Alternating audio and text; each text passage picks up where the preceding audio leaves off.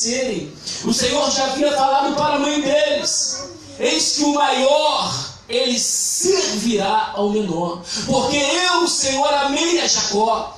Você vai ver que a Bíblia diz lá no livro do profeta Malaquias, quando o povo de Israel, eles diziam para Deus assim: quem tu tens nos amado? Verdadeiramente, será que Deus nos ama mesmo? Aí Deus dizia assim: eu, o Senhor, amei a Jacó, escolhi a Jacó.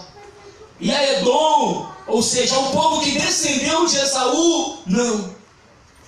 Porque eu amei a Jacó, eu amei a Israel. Porque de Jacó, irmãos, descendeu Israel. Ou seja, o nome de Jacó foi mudado para quem? Para Israel. Eu sou o Deus de Abraão, eu sou o Deus de Isaac e eu sou o Deus de Jacó. Em outras palavras, Deus estava dizendo: eu sou o Deus de Abraão, eu sou o Deus de Isaac e eu sou o Deus de Israel.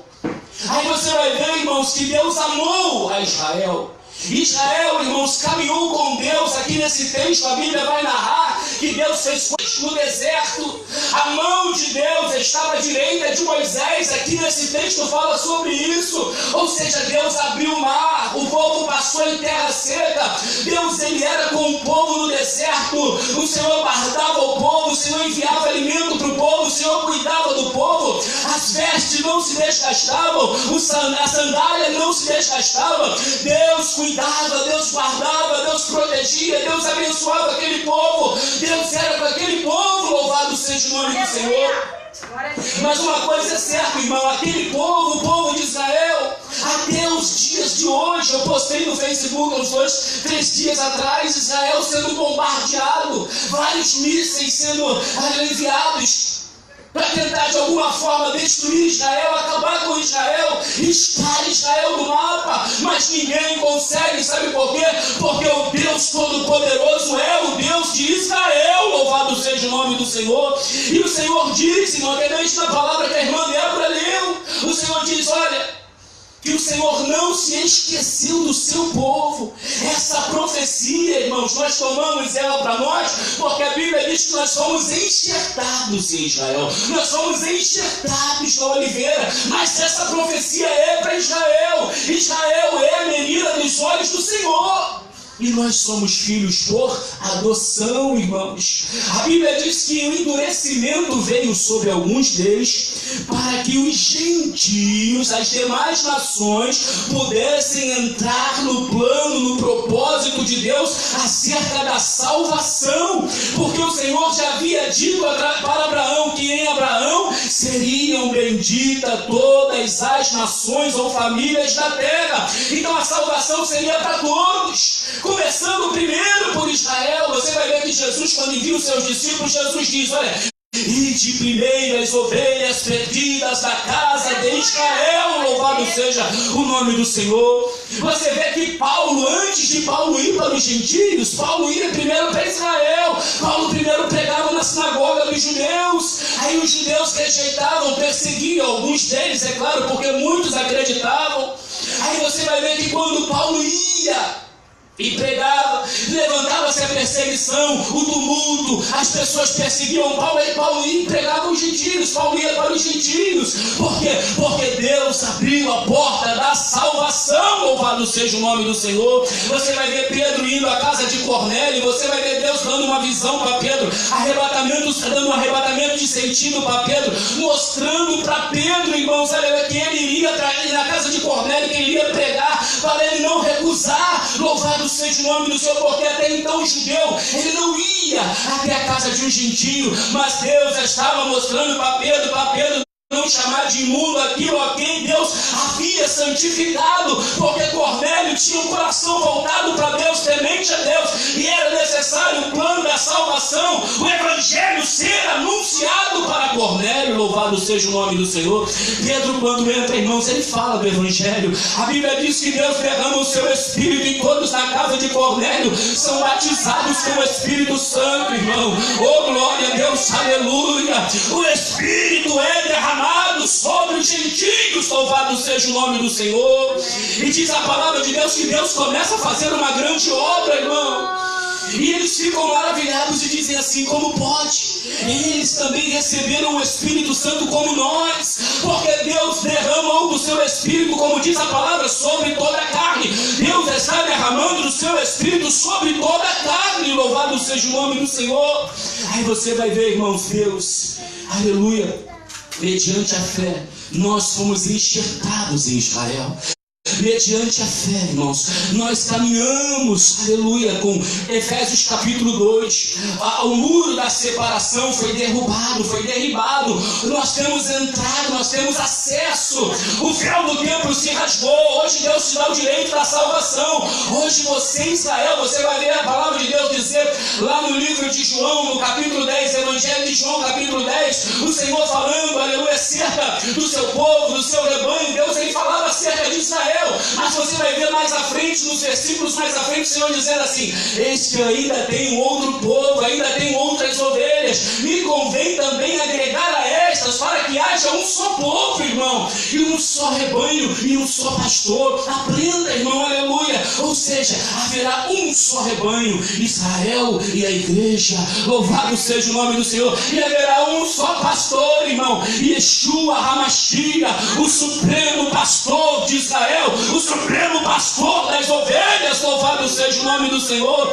Agora uma coisa é certa, você faz parte desse rebanho, eu faço parte desse povo, nós fazemos parte desse povo, pela fé, nós somos descendência de Abraão, somos filhos na fé de Abraão, e as promessas de Deus, elas são para todos nós, louvado seja o nome do Senhor, irmão. E a nossa maior promessa, irmão, não é o ouro, não é a prata, mas a nossa maior promessa é a salvação da nossa alma. Aleluia. É por isso que nós temos que estar com a nossa vida, irmãos, na presença de Deus. É por isso que nós temos que estar preparando a nossa vida para nos encontrarmos com o Senhor. Livro do profeta Amós, capítulo 4, versículo 12, parte B. Porque assim te farei, e isso te farei, ó Israel. Prepara-te para encontrares com o Senhor teu Deus. Louvado seja o nome do Senhor. Então vemos aqui nesse texto, irmãos, já para nós finalizarmos a palavra de Deus, o Senhor, eu vou ler o versículo primeiro. Quem é este que vem de Edom? Edom são os que descenderam de Esaú. Edom foram os que descenderam de Esaú. E Edom aponta, irmão, representa todos os povos do mundo que se opõem a Deus e ao seu governo. Ou seja, Edom representa todos os povos da terra, do mundo, que se opõem a Deus e se opõem ao governo de Deus. Irmãos, como as pessoas se opõem ao governo de Deus? Como as pessoas se opõem ao governo de Deus, irmão? Como as pessoas se opõem à igreja? Como as pessoas se opõem principalmente à pregação da palavra de Deus? Como, irmãos? Como esse mundo? É por isso que a Bíblia vai dizer, irmão, que o mundo ele está indo de mal a pior. Porque o mundo ele jaz no maligno. A Bíblia diz que o Deus desse século ele cega o entendimento dos incrédulos.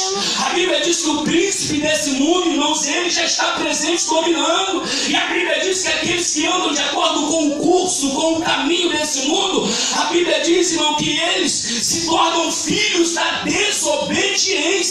E quem é filho da desobediência, a Bíblia vai dizer que a ira de Deus virá sobre eles. Louvado seja o nome do Senhor. Então nós não podemos, meus amados irmãos, aleluia, andar de acordo com o mundo. É por isso que João vai dizer: filhinhos, não ameis o mundo, nem aquilo que no mundo há. É por isso que Tiago vai dizer: adúlteros e adúlteras, não sabeis vós que a amizade do mundo se torna inimizade contra Deus. O crente, o cristão, o discípulo do Senhor, o seguidor do Senhor, ele tem que ser diferente, irmão. Ele tem que ser, aleluia, uma pessoa separada, uma pessoa santificada, uma pessoa pura, uma pessoa temente, uma pessoa obediente. Louvado seja o nome do Senhor. Sabe por quê, irmão? Porque em breve a ira de Deus virá sobre Edom. E a ira de Deus vindo sobre Edom, isso quer dizer que a ira de Deus virá sobre os povos que se opõem à palavra de Deus. Louvado seja o nome do Senhor. Aí aqui a Bíblia vai dizer assim, irmãos: quem é este que vem de Edom? De Bosra, com vestes tintas. Este que é glorioso em sua vestidura, que marcha em sua grande força. Eu que falo em justiça, poderoso para salvar. Aqui está falando de quem, irmãos? Do próprio Senhor, do próprio Deus. Poderoso para salvar, mas ele vem marchando para julgar os povos. Ele vem marchando para julgar as nações. Olha o versículo 2. Olha só a pergunta: por que está vermelha a tua veste, a tua vestidura? E as tuas vestes como a daqueles que pisa uva no lagar. Pisar uva no lagar era o trabalho de pisar nas uvas mesmo, para que a uva ela fosse amassada e se extraísse o quê? O suco, o vinho, né? A gente fala o vinho, ou seja, o suco puro da uva. Então aqui está dizendo que as vestes, o profeta Isaías, quando ele tem a visão, eu creio que ele tem a visão, ele falou assim que as vestes do Senhor, elas estavam como aquele que pisa a uva no lagar. Ou seja, estava manchada de quê, irmãos? De sangue. De sangue, irmão. Essa palavra aqui, a humanidade está precisando ouvir, amados. O ser humano peca, o ser humano adultera, o ser humano prostitui, o ser humano vive de falsidade, de hipocrisia. É verdade. E acha que vai ficar no esquecimento diante de Deus. Acha que Deus, por ele ser tão amor, ele fecha os olhos para essas coisas, para esses pecados. Meu Deus. Mas você vai ver Efésios capítulo 2, Paulo dizer que nós estávamos mortos em ofensas e pecados. Ou seja, os nossos pecados ofendem a Deus. Compreende isso? O meu pecado, porque eu peco, irmão. O seu pecado, o pecado dessa humanidade toda, dessa terra, que se opõe ao governo de Deus, à palavra de Deus, esses pecados, eles ofendem a Deus, irmãos. Eles entristecem o coração de Deus. Então a Bíblia diz aqui que vai ter um dia que Deus vai vir para trazer juízo, julgamento. Por que julgamento? Porque as pessoas rejeitam a salvação. Quem é a salvação, irmão? Quem é o Salvador? Yeshua, Jesus. Ele é o Salvador. Mas a humanidade rejeita ele como rejeitou e escolheu a Barrabás. Solte a Barrabás e o Cristo. Ele faz a pergunta: e o que nós vamos fazer com o Cristo? Crucifica-o. Crucifica-o. Porventura não é isso que está acontecendo hoje em dia, irmão? As pessoas rejeitam a palavra de Deus e as pessoas abraçam o caminho do engano, o caminho do erro, as coisas que a carne tem deleite, tem vontade, tem prazer. Você está entendendo? Então aqui está dizendo, irmãos, preste atenção, depois você lê esse texto com calma. Vou ler de novo, porque é poderoso. Quem é este que vem de Edom, de Bosra, com vestes tintas? Este glorioso em sua vestidura, que marcha com a sua grande força. Este que fala em justiça, poderoso para salvar. Por que está vermelha a tua vestidura? E as tuas vestes, como as daquele que pisa uvas no lagar? Olha o versículo 3, presta atenção no 3. Eis que eu sozinho pisei no lagar, e dos povos ninguém se achava comigo. Os pisei na minha ira e os esmaguei no meu furor, e o seu sangue salpicou, manchou as minhas vestes e manchou toda a minha vestidura. Isso vai acontecer, irmão.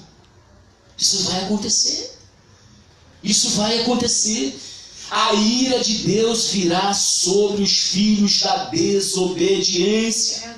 A ira de Deus virá sobre Edom, sobre os povos que não reconhecem, não se submetem ao governo de Deus e à palavra de Deus. Medita comigo, irmão. Reino de Deus. Né? Jesus, quando ele veio anunciar o quê? O reino de Deus. Então o reino de Deus, ele existe, irmão. Mas ele não é um reino o quê? Quem pode me ajudar? Físico. Vai ser. No final da tribulação, quando Deus julgar, quando o Senhor voltar, Quando o Senhor iniciar o milênio, aí vai ser o reino físico. Ele vai vir sobre Jerusalém e vai governar toda a terra de Jerusalém. E nessa ocasião, antes disso acontecer, ele descerá sobre o Monte das Oliveiras e julgará as nações que vierem contra Israel. Zacarias fala sobre isso. Miqueias, se não me falha a memória, fala sobre isso. Ele virá, a Bíblia vai dizer que os soldados inimigos, irmão, isso é muito sério, os olhos deles apodrecerão na sua órbita. A língua deles apodrecerão dentro da sua boca. Ele virá e pelejará contra as nações que marcharem contra Israel. Batalha do Armagedon. Armagedon é uma expressão no grego que quer dizer vale do Megido ou do Megido. Então, na verdade, isso vai acontecer. A Bíblia vai dizer, irmãos, que os mortos vão ser tantos que as aves do céu terão que se juntar para comer a carne deles, daqueles que irão morrer nessa batalha. A Bíblia vai dizer que o sangue deles demorará dias para escoar. Porque Deus virá com vingança. É isso aqui que está falando, irmão. É isso que está sendo falado aqui. Versículo 3. Eis que sozinho pisei no lagar dos povos. Ninguém se achava comigo. Pisei na minha ira e os esmaguei no meu furor. E o seu sangue manchou, salpicou as minhas vestes, manchou toda a minha vestidura. Porque o dia da vingança... Meu Deus, irmão. Quem pode repetir comigo aí? Versículo 4. Porque o dia da vingança estava no meu coração. No coração de quem, irmão? De Deus. O dia da vingança está no coração do Pai, irmão. Um dia que Deus vai julgar as nações. Aqueles que se opõem à palavra de Deus, à pregação do Evangelho. Glória a Deus. Meu Deus. Deus tem reservado o dia da vingança, irmãos. Não é palavra minha, é palavra de Deus. O dia da vingança está no meu coração.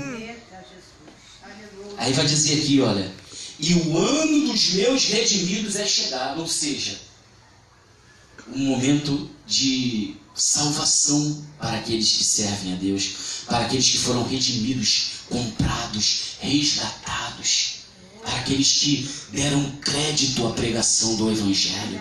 Quem deu crédito? A minha pregação ou a nossa pregação. A quem se manifestou? O braço do Senhor. Você tem dado crédito, irmão? A irmã Débora falava sobre isso.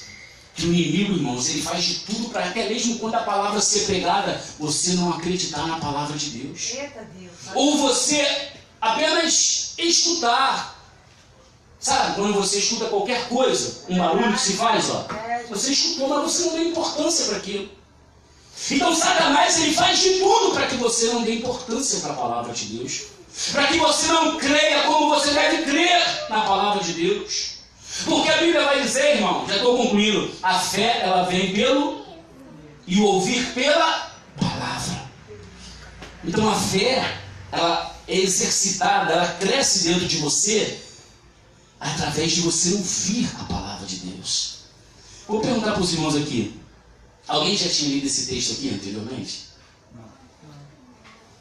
Mas agora você está ouvindo. Então a fé, ela está o quê? Despertando no teu coração. Fé para quê? Para você obedecer. Não é fé para você ganhar um carro, para você ganhar uma casa, para você ser próspero, para você ser rico, para você ser milionário. Não é fé para isso não, irmão. É fé para você obedecer. Porque o dia da vingança está no coração de Deus, irmão. E você, eu, nós aqui, Vila Aliança, a igreja na terra, nós somos privilegiados, irmão. Sabe o que é privilegiado? Porque você teve os teus olhos abertos. O Senhor Jesus, ele orou ao Pai e agradeceu dizendo: graças te dou, ó Pai, porque tu ocultastes essas coisas aos sábios e aos entendidos, mas tu revelaste aos pequeninos. Irmão, você é pequenino, porque Deus te revelou o Evangelho. O Evangelho quer dizer boas novas de salvação. O Evangelho foi revelado a você. Então, meus amados irmãos, já estou concluindo. Versículo 4, versículo 5, eu vou ler de novo o 4. Porque o dia da vingança estava no meu coração, e o ano dos meus redimidos é chegado. E olhei, e não havia quem me ajudasse, e espantei-me de não haver quem me sustivesse, pelo que o meu braço trouxe a salvação, e o meu furor me susteve. Ou seja, o próprio braço do Senhor, irmão. O próprio Deus pelejando. Você está entendendo? Irmãos, eu creio que o coração de Deus ele fica triste. Porque às vezes Deus olha do céu e Deus vê muitas poucas pessoas por Ele, pela causa dEle, pelo reino dEle, pelo Evangelho, pela verdade. Né, irmãos? E eu creio que o coração de Deus ele se entristece, irmão. Porque às vezes a gente quer cuidar só das nossas vontades, dos nossos quereres, do nosso objetivo, do nosso sonho, das nossas realizações.